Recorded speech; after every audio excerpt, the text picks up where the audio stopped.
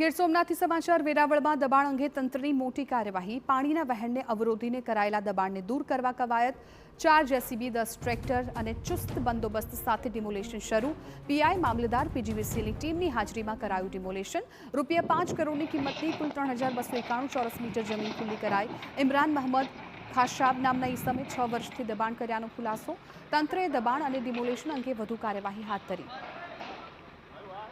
મહત્વનું છે કે પાણીના કુદરતી વહેણને અવરોધીને દબાણ કરવામાં આવતા પાણી ભરાઈ રહેવાની સમગ્ર સમસ્યા સર્જાતી હતી ત્યારે હવે દબાણ દૂર થતાં કુદરતી પાણીના વહેણનો માર્ગ ખુલ્લો બન્યો જેને કારણે ખેડૂતોને વરસાદી પાણી ભરાવાની સમસ્યામાં રાહત મળશે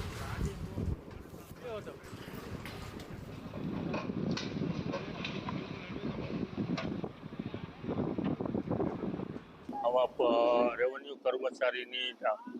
ટીમ તથા પોલીસ બંદો પૂરતો જોડાયેલો છે અને 4 જેસીબી અને 10 ટ્રેક્ટર દ્વારા દબાણ દૂર કરવાની કાર્યવાહી કરવામાં આવશે।